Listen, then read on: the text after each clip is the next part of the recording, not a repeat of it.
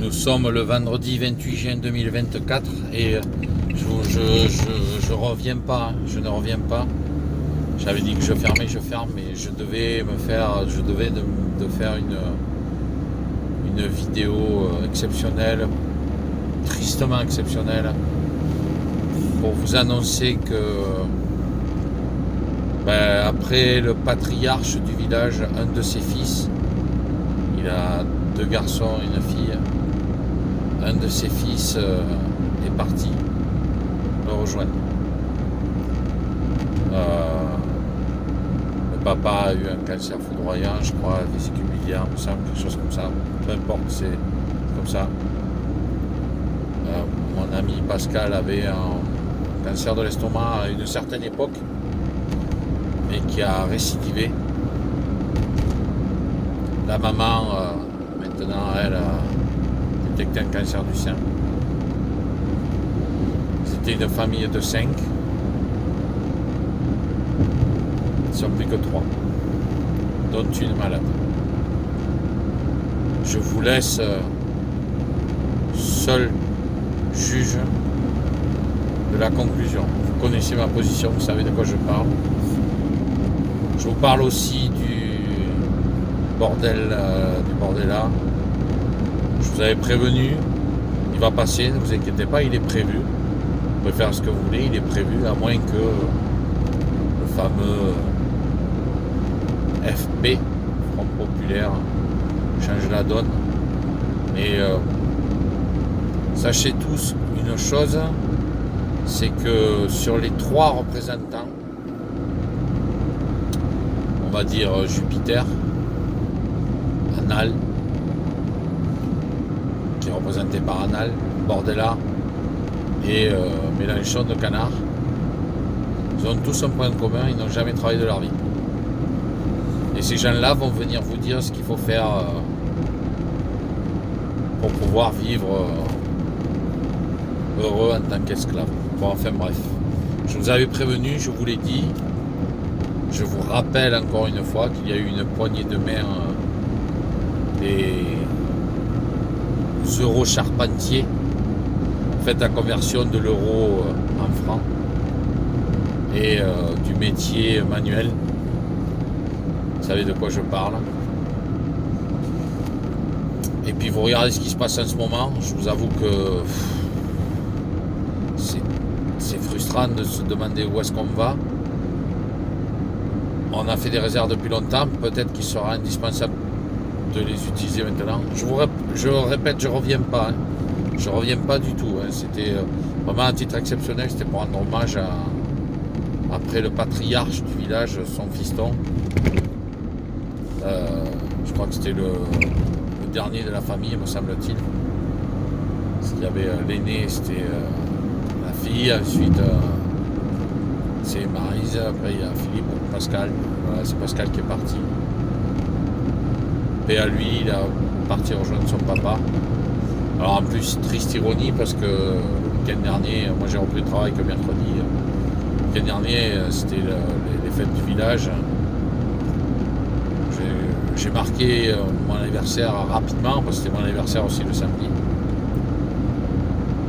Et forcément, vous doutez bien que, bon, en plus, il n'y avait pas vraiment d'ambiance. Maintenant, c'est fini, il n'y a plus d'ambiance d'autrefois. On est peut-être des vieux réacs, on est tout ce que vous voulez, mais je me rends compte que les quadras et quinquas d'aujourd'hui,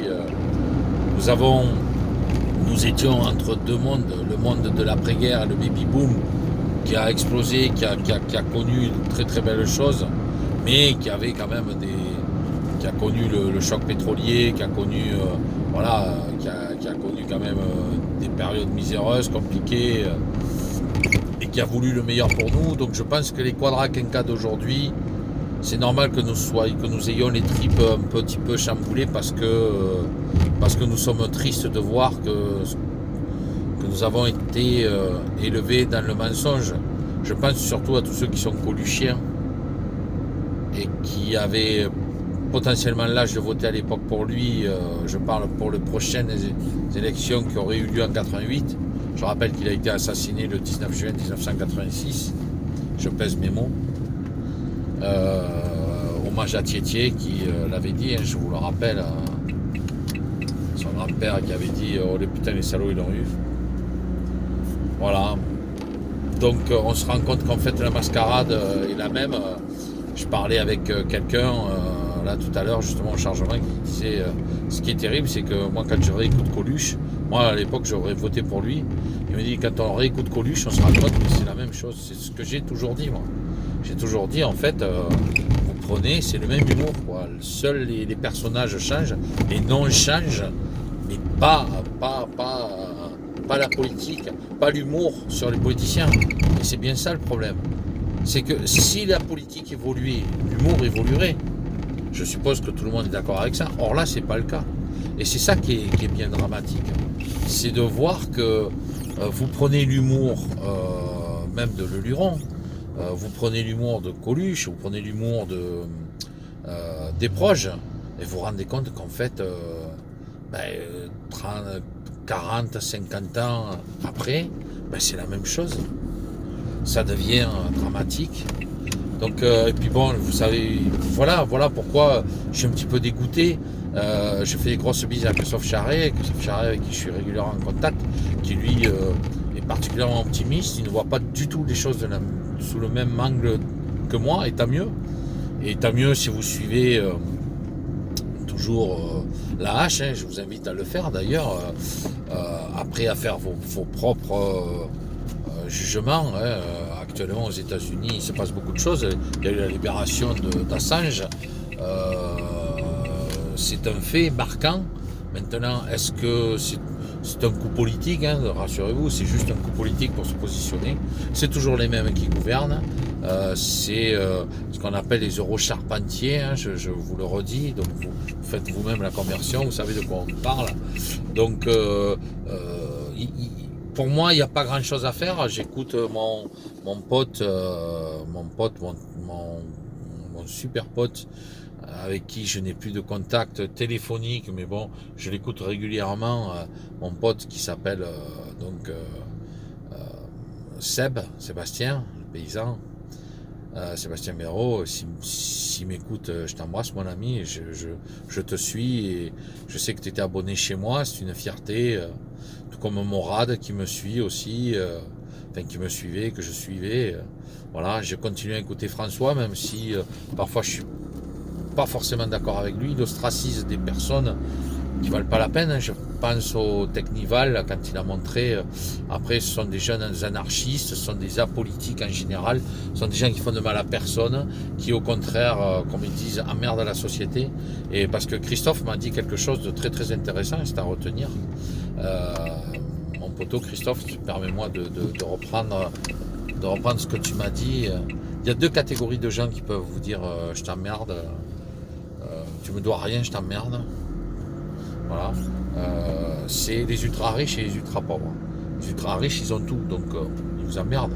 C'est le cas de Bill Gates, c'est le cas des Rothschild, tous ces gens-là qui tellement ont tout, se font chier et sont en train de tout faire pour continuer à nous emmerder, quoi, à nous asservir et nous démontrer A plus B que nous sommes sous leur coupole. Et puis vous avez l'ultra pauvre qui finalement non seulement n'a rien, mais ne dépend de personne. Parce qu'il n'a justement rien du tout. Donc à partir du moment où il n'a rien, il n'attend pas après vous. Il n'a pas à attendre après vous. Vous voyez, qu'est-ce que vous allez lui proposer? Une pièce, hein, pour qu'il le mette dans un gobelet? Faut pas, ne rêvez pas. Donc c'est bien ça le truc. C'est de se dire que ces gens-là, qu'ils soient ultra pauvres ou ultra riches, n'ont rien à attendre de la société. Les ultra riches veulent contrôler la société, veulent nous démontrer qui nous dirigent, mais certainement pas pour eux. C'est pour leur orgueil, pour comment on appelle ça, leur fierté, d'accord, leur ego. Et puis l'ultra pauvre qui démontre clairement que il ne dépend pas de la société. Comme disait Coluche, va bosser, va bosser, la France a besoin de toi. Tu lui diras qu'elle peut m'attendre, hein, je vais être en retard aujourd'hui. C'est qui les plus cons dans l'histoire? Finalement, c'est qui les plus cons? Ceux qui n'espèrent rien, qui n'ont rien, et qui n'attendent rien et qui vivent au jour le jour, où nous autres, nous sommes en train d'en pâtir de cette société, de ce fonctionnement, se rendre compte qu'on a beaucoup à perdre, mais on perd quoi? Vous savez, j'ai vu un film aussi où l'autre il est dans la prison, et puis dans la prison il dit mais putain je suis pas votre chef, hein, vous sortirez vous-même le film, je vais pas vous le nommer, mais je suis pas votre chef. Et puis tout est à lui, tout ce qu'il y a dans cette prison est à lui, cette voiture est à lui, tout est à lui. Donc en gros, ils sont en train de se fédérer dans une prison en disant voilà, nous sommes un groupe, nous sommes ci, nous sommes ça, nous emmerdons, oui, mais sous l'autorité d'un chef de prison, du directeur de la prison. Ben là c'est pareil, nous sommes sous autorité de directeur d'une prison à ciel ouvert, et qu'on le veuille ou non. Et on se rend compte qu'aujourd'hui, ils sont dans l'exagération la plus totale. Et donc, ils outrepassent leurs droits parce qu'ils ne parlent pas en nos noms. Ils en ont strictement rien à foutre. Si Laurent Le Lolo doit gêner, un petit coup d'algorithme, on n'en parle plus parce que Laurent, il n'est pas dangereux. Par contre, des mecs comme Assange, on les enferme. On leur fout 175 ans de prison à vie pour dire des vérités sur des gens sur un pays qui actuellement au niveau cinéma fait partie des meilleurs au monde et de loin, mais qui met toujours les États-Unis en haut de la truc, et les autres c'est des ennemis. Et pourtant, quand vous vous rendez compte que c'est l'un des pays les plus bellicistes au monde, mais surtout pas chez eux, quoi. S'ils le font chez eux, alors là ça devient problématique. Il faut les pleurer, n'est-ce pas? Je rappelle quand même que c'est eux qui ont foutu le bordel partout où ils passent, en l'occurrence l'Ukraine et l'Israël. Israël, je rappelle, le pays le plus piqué au monde. Ça fait rêver, hein, n'est-ce pas? Bon, enfin bref. Malheureusement, ce que j'avais dit arrive. Après, comme je dis, prenez plus de hauteur, hein, je sais pas moi. Il faut faire comme dit mon ami Christophe, allez l'écouter, Christophe Charret, de YouTube. Bon, moi, c'est pas avec mes 200 ou 300 vues que je vais remuer du monde, surtout que maintenant je me suis retiré. Donc beaucoup se seront très certainement désabonnés. Vous attendez pas à voir cette vidéo. Bon, je m'attends pas à avoir beaucoup de vues, mais je me devais quand même de sortir. Je répète, celle-là, c'est une vidéo exceptionnelle. C'est pour rendre hommage à nouveau à un ami qui part et il est allé rejoindre son papa, et voilà, une famille de 5 sérieux bosseurs, ils sont plus que 3, et dont une qui a appris qu'elle était malade aussi, qui avait un cancer. Et je vous répète, je vous laisse deviner le point commun de cette famille. Je ne parlerai pas des autres, j'en ai déjà parlé dans mes autres vidéos, j'ai rendu les hommages. Comme on dit, ça continue. Rappelez-vous ce que je dis à propos de Coluche. C'est mon pote Thietier qui me l'a dit avec son grand-père, que Coluche a été assassiné. Alors évidemment, on ne peut pas le démontrer, mais aujourd'hui, ça sort. Hein. Des années plus tard, ça sort. Mais dites-vous bien que rien ne changera, ils n'ont pas envie de changer ça. Ceux qui parlent pour vous, les députés, les sénateurs et compagnie, n'oubliez pas qu'ils étaient exempts des injections. N'oubliez pas qu'ils se sont augmentés leur salaire. N'oubliez pas ça. C'est des choses qu'il ne faut pas, certainement pas oublier.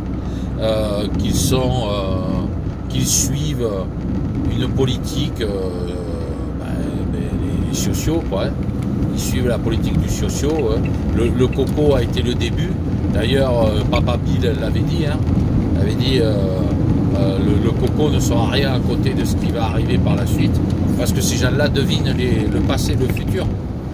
Tout comme le dénommé Jacques. Comment se fait-il qu'on puisse deviner le futur? À moins que ce soyons nous qui le créons. Si moi je crée un film, je crée le début et la fin, et qu'au début, au milieu, bon, je vais alterner un peu, c'est moi qui est créateur du film. C'est un peu comme le directeur de la prison. Donc ne venez pas croire que dans le film, vous allez changer les choses. Vous êtes des acteurs, on vous le dit. Le terme, quand on vous dit que vous êtes acteur, oui, mais acteur, ça veut dire que vous regardez un film, peut-être. Donc soit vous le regardez, soit vous y participez, mais dans les deux cas, vous ne pouvez rien y faire. Vous pouvez rien y faire. Si vous êtes acteur d'un film, vous n'allez pas interrompre le film. Vous comprenez ce que je veux dire? Donc moi, à un moment, j'ai dit, il va peut-être falloir apprendre à vivre avec tout ça. Bon, à l'époque, on comprenait qu'il y avait des mensonges, qu'il y avait des choses qui n'allaient pas. On s'est déconnecté. Moi, je me suis vachement déconnecté. Hein. J'ai fait un énorme ménage. Hein. Mais quand je vous dis un énorme ménage, c'est vraiment un énorme ménage. 80% de ce que je suivais, je ne le suis plus. Je l'écoute plus. Pourquoi? Parce que ils ne font que dire ce que je sais déjà, ce que je savais déjà. Alors évidemment, il y a toujours des surprises, hein, que le Jupiter balance une grenade dans les jambes de tout le monde. C'est normal, ça c'est narcissique, c'est du narcissisme, c'est du voilà, c'est de la sociopathie carrément. C'est-à-dire que ce gars a tous les cas cliniques qu'avait par exemple un mec comme Hitler, par exemple. C'est des gens qui sont dangereux, mais on ne les arrête pas, il ne faut surtout pas les contredire. Et si vous osez les contredire, vous pouvez très bien vous retrouver en garde à vue. Ça a été le cas de certains. Voilà, qu'est-ce que vous voulez que je vous dise? Moi, après, je vous ai prévenu, si vous attendez après l'armée, moi, je vais la livrer. Hein. C'est pas notre armée française qui va tenir une armée russe, une armée chinoise, ou même malheureusement une armée américaine. Et je vais même aller plus loin que ça. C'est con ce que je vais vous dire, mais l'armée américaine n'a vraiment pas besoin de nous. Pourtant, ils nous envoient au charbon. Comme disait Coluche, la guerre avant je m'en foutais parce qu'elle était loin. Et ça se rapproche. Hein. Mais vous remarquerez, hein, quand ça se rapproche, on commence à s'inquiéter, n'est-ce pas? Voilà, je voulais vous faire cette vidéo pour rendre un hommage, un dernier hommage à mon pote qui est parti, et puis dire que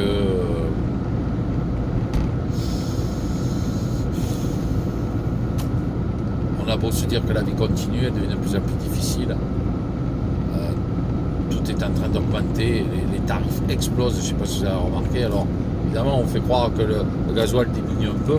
N'oubliez pas que nous sommes en période électorale et que donc on vous fait croire que vous allez avoir les moyens d'interagir avec des votes. Moi j'écoute tous ceux qui vous disent allez voter, allez voter, allez voter, allez voter. Bon mais écoutez, moi je vais vous dire, je veux vous le redire une dernière fois. Je vais organiser un jeu et quoi qu'il en soit, j'ai décidé que Paul sera gagnant. Vous pouvez faire ce que vous voulez, Paul sera gagnant. Pourquoi? Parce que c'est moi qui ai créé le jeu et c'est moi qui ai décidé des arbitrages. Voilà. Donc à partir de là, je vous invite à venir jouer, mais je ne vous le dis pas. Je ne vous dis pas, allez-y, jouez. Vous avez l'opportunité, défoulez-vous. C'est un peu le match de foot dans la cour des prisonniers. Les prisonniers, par exemple, je vais dire une bêtise, mais les quartiers de haute sécurité contre les trois communs qui vont jouer. Et puis les quartiers de haute sécurité, ils ont gagné. Ils ont gagné quoi? Allez, quelques jours de permission et compagnie, mais ils restent toujours sous les verrous. Ils sont toujours sous l'autorité du fameux directeur de prison. Est-ce que vous comprenez ce que je veux dire? Qu'est-ce que ça va changer? Que pendant un bon moment, ils sont fait plaisir. Ça revient au film que je vous ai dit. Là. Ce film-là, il y a le football américain, ils rendent les comptes entre eux. Au final, ils lèvent la tête, ils se rendent compte qu'en fait, c'est le chef de la prison qui décide quand est-ce qu'on arrête le match. Là, c'est exactement pareil.